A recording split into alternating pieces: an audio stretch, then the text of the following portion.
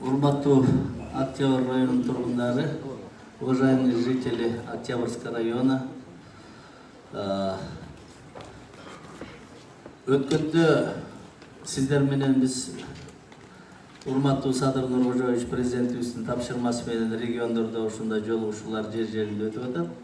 Ошол графикке ылайык биз дагы шаардын бардык райондордо встречаларды өткөздүк. Анан сиздерге мен саат 10-до Каражыгач жаңы конушунда встреча болуп атты эле. Анан мына школдор боюнча, мектептер боюнча бир президенттин поручениясы болуп калып, мен ошого өкмөткө башка туура келип калды.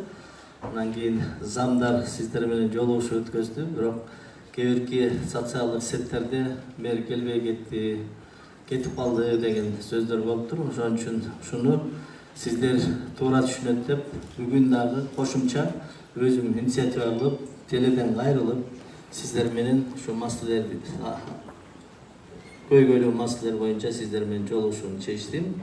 Ошон үчүн мени туура түшүнөсүздөр деп ойлойм. Уважаемые октябряты, в прошлый раз, когда у нас по поручению президента Садыр Нуркожоевича везде, во всем регионе проходят встречи с жителями на местах, я тоже несколько встреч провел по всем району, городу. Совпало тот, когда у вас была встреча здесь, 2 часа, мне 10 часов была встреча в жилмассиве Каражыгач по поручению президента Садыра Нуркожоевича по школьным вопросам. Мне пришлось оставить своих заместителей и исполнять поручение президента. Поэтому правильно поймите, я никогда не убегал от тяжелых вопросов. Для меня вопросы это знакомые, понятные вопросы, тем более Октябрьский район это мой родной район, потому что в Октябрьском районе вы меня избирали депутатом городского кеңеша трижды, 15 лет вы меня оказывали доверие, избирали депутатом горкеңеша. Поэтому с удовольствием я еще раз решил с вами встретиться, обсудить наболевшие вопросы. На все вопросы я буду отвечать прямо. Если я сказал бы, что вопросы я стал мэром, буду решать, это было неправильно. Это так не бывает. Для этого надо время, для этого надо финансовые средства. Поэтому какие вопросы без финансовой поддержки не решаются, эти вопросы на месте, я скажу, решу. По окончании наших встреч, какие есть проблемы в районе, мы составим план мероприятия. И по каждому вопросу мы конкретно разработаем. Буквально я планирую в понедельник собрать все службы, всех акимов, в том числе силовых структур, прокуратуру, службу национальной безопасности, управление внутренних дел. Расширенное будет заседание, совещание будет. Возможно, это будет с участием журналистов даже будет. Это было те, которые ставите передо мной вопросы, это было все прозрачно. Что я могу обещать? Будет все прозрачно, будет все открыто. Это я вам обещаю. Потому что, когда меня назначили, я уже чуть больше месяца работаю на этой должности мэром города. То, что обещал народу, когда я встречался с депутатом городского кеңеша, об этом тоже говорил. Потому что бюджет нашего города в прошлом году было 9,5 миллиардов сомов. На этот год мне передо мной ставили задачу, что я поднял бюджет города на 5 миллиардов сомов. Это солидная сумма, это большая сумма. В свое время бюджет города, лет 15 назад, было бюджет города всего 2 миллиарда сомов было. Сегодня 10 миллиардов, 9,5 миллиардов сомов. Ну плюс передо мной ставили задачу, будет еще на 5 миллиардов больше. Это 15 миллиардов сомов будет. те, которые ставят задачи, чтобы повысил бюджет города на 5 миллиардов сомов. Сейчас очень много вопросов, нерешенных проблем очень много в городе. Это вопросы асфальт, это тротуары, это водопровод, это канализация, это лифты, это вопрос с мусором, это благоустройство. Конечно, очень много вопросов. Для этого эти вопросы решить нам нужны деньги. Поэтому, как и безденежные, которые наши службы все сидят, если будет наша служба будет заниматься бюрократией, я это сразу решу. Бюрократии не будет, будет прозрачно. Я даже обещал, говорил, когда встречался с депутатом городского кеңеша, бюджет города был прозрачный. Доходная часть и расходная часть. Она должна висеть открытой. Сколько денег собираем, куда их тратим. Народ должен верить властью.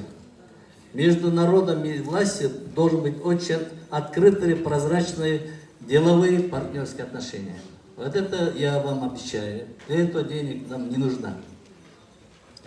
Поэтому, уважаемые октябряты, в этом зале я много раз участвовал в совещаниях лет 15 назад, когда я уже был депутатом городского кеңеша. Я, когда работал вице-мэром мэрии города Бишкек, это родной для меня зал, поэтому я решил с вами сегодня поближе познакомиться, встретиться, обсудить наболевшие вопросы. Но по возможности я буду стараться максимально решить проблему, максимально. Если какие-то вопросы не решаются или для этого нужно время, об этом тоже я открыто скажу. Спасибо за внимание. Давайте начнем тогда с вопросов, да? Потом я в конце отвечу.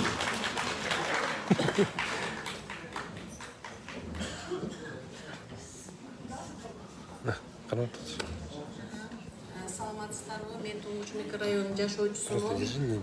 Касымалиева Венерамын. Биз 17-жылдан бери ушу 36-үйдүн көйгөйү боюнча келдик. Тегерегинде 17-жылдан бери арыз жазып, тегерегиндеги законный, незаконный салынган туалеттер бар. Незаконный, незаконный салынып келген ош жерде фастфудтар бар. Пивоханалар бар. Ошонун баары кислородный баллондор менен иштейт. Эгер ал жерде бир Кудай сактасын, бир пожар болуп, бирдеке болсо, кире турганга ал жерде ход жок, баарын тосуп алган бүт. Павильондор деген түнү менен эле коюп коет, жаан жааса дагычы. Эртең менен туруп эле биз таппай калабыз. Бир күн эле арендаторго берип коюп сурасак айтат, мен билбейм, 15 күндө келет бирөөнө акча берип коем деп. Ал павильондор деле жылына 700 эле сом төлөйт экен. Биз деген акимиятка канча жолу келгенбиз, канча аким жаңырган сайын биз акимдерге киргенбиз. Мына бул жаңы акимикка кире эле экенбиз. Көйгөйлөрдү чечип бер десек эле, биз деген ошо жактан түшкөн акчанын баарын биз деген жетпеген үй бүлөлөргө, индивалидтерге төлөп берип атабыз деп келет. Мынакей би жакта бул Өмүрбек мырза отурат, фамилиясын да унутуп калдым. Биз биякта келип Тайталиев. Бу жактагы мэрдин, акимияттын баарына киргенбиз, болгон мэрдин баарына киргенбиз. Келет деле эң аягында эчтеке чечпейт. Ош жерде туалеттер бар, 36-үйдө. Мен 36-үйдүн жашоочусумун, 30 жылдан бери. Балконго барсаңыздар, мен айттым, бул Тайталиевке да жүрсөң дедим, мен балконго кирген, мен сенин үстүнөн көргөзөйүн, сыйлуу конокторубузду балконго чыгара албайбыз, подъездге чыккыла дейбиз депчи. Үстүнөн ушундай бир сыгандар жашагандай эмедей да. Анан ошол күркөлөрүн чечип, Туңгуч микрорайон жакшы өзүдө, өнүдө болуп атат, үйлөр курулуп атат. Биз балдар менен пенсионерлер эшикке чыгып басканга эч кандай жер жок, бир жерде скамейка жок. Ош жерге ошолун баарын алып, парковканы алып, павильондордун документтери жок павильондорду алып, ош жерге жакшынакай кылып, парковка кылып бериңиздер, биз сиздерден көптөн көп суранабыз. Ошол менин көйгөйүм.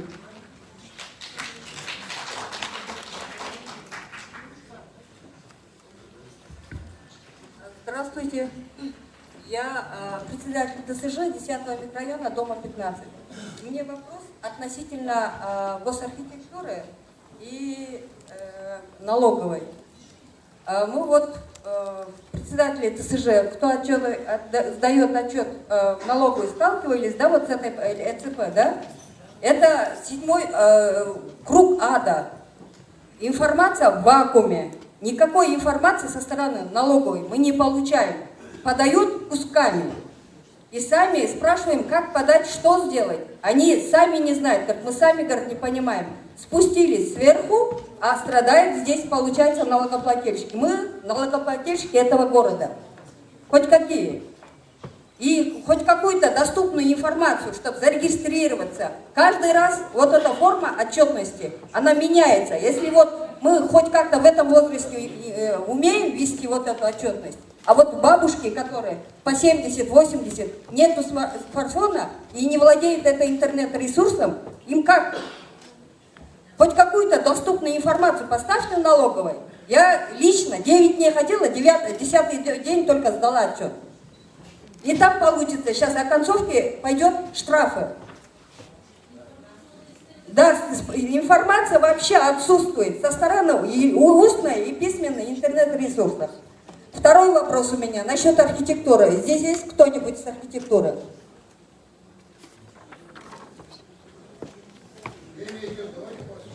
Вот знаете, мы насчет дом стоит, наш дом стоит на Камской, на Саманчина. Нас со всех сторон обложили камками с вот этими сараями. Мы что, дальше на нашу территорию не вошли, мы оформляем Красную книгу. Вообще, архитектура, если это бюджетная городостроительная организация, должны быть для населения какие-то тарифы. С нас, например, мы платим, сейчас нам ПЗУ говорят, 52 тысячи. Для стройкомпании 52 тысячи и для ТСЖ 52 тысячи. Есть разница? Дом заселен почти 70% пенсионеров. Мы сами содержим этот дом. И нам с города никакой помощи мы не получаем. И вот этот тариф, честно говоря, 52 тысячи. Если крупный застройщик платит за это ПЗУ, за это 52 тысячи, и маленькая ТСЖ, которая по 2 сома с квадратуры собирает, 52 тысячи, есть разница? Вот этот вопрос, пожалуйста, решите. А Нарбеку не достучиться, потому что главархитектура превратилась в чисто коммерческую организацию.